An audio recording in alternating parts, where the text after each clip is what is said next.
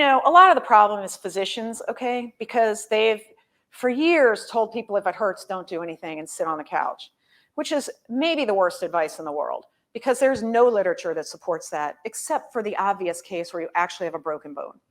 So I think what happens is a lot of people, when you tell them to exercise, they think, oh, I got to go join CrossFit, or I got to train for a marathon, or I need to be a power lifter.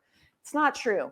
Most of the data in the literature, and I'm talking about tons of data in literature, from human evolution through now, shows that you really only need to walk 3 or 4 times a week and maybe do some muscle work or strength 2 times a week.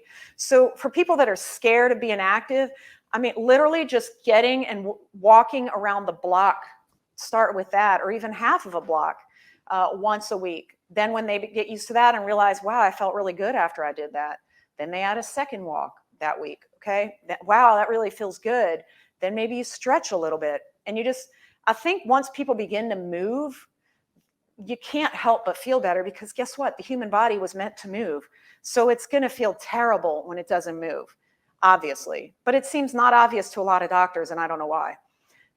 Movement is the way to optimal aging and best health. And so I think people that are scared of it or intimidated, you just have to think of the simplest thing in the world. I mean, I'll tell people, look, why don't you just try to park not at the first closest lot at the grocery store?